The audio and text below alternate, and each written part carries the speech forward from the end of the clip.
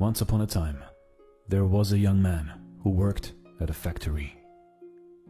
His mentor, an old technician, taught him to talk less, do more, and never stop developing his skills in every aspect of the factory's operations.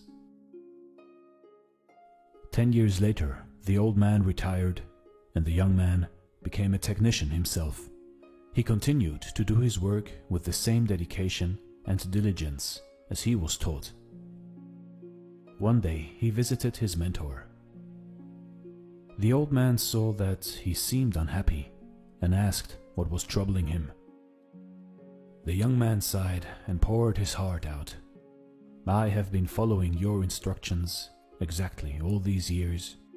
No matter what I work on, I keep quiet and focus on the job. I know I have done good work at the factory, and I have learned all the skills that can be learned there.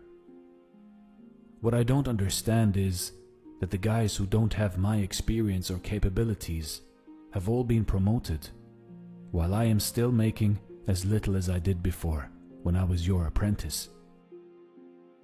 The old man asked, "Are you positive that you have become indispensable to the factory?" The young man nodded, "Yes." The old man paced back and forth to think. After a while, he turned to the young man. "You must request a day off, using whatever reason you like. It is time for you to give yourself a break." The young man was surprised by this advice, but the more he thought about it, the more it made sense. He thanked his teacher and left quickly to make a time off request. When he returned to work after his day off, the manager called him into the office to tell him that things did not go well at the factory while he was gone.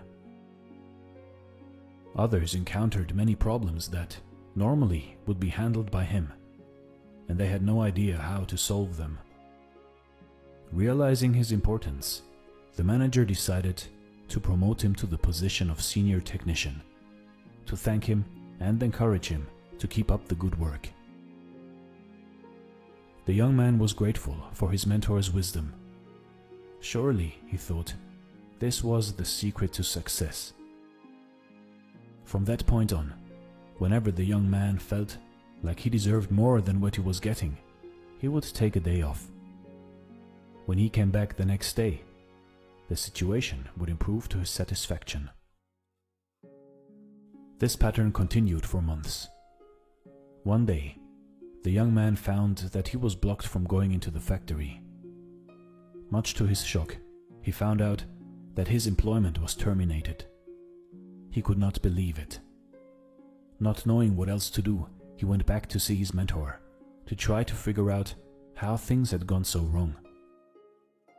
"Why did I lose my job?" he asked with wounded pride. "Did I not do everything as you instructed?" "Actually, you did not, because you heard only half the lesson," the old man shook his head. "You understood right away that no one pays any attention to a light bulb that is always on. It is only when it goes off that people suddenly take notice and realize they've been taking it for granted. You were so eager to apply this understanding that you left before hearing the second half." Second half? It began to dawn on the young man that perhaps he made a big mistake. What was the second half? The mentor spoke slowly to make his point. The second half, more important than the first, is the realization that if a light bulb goes off frequently, then sooner or later it will be replaced with one that is more reliable. Who wants a light bulb that no one can count on to provide illumination?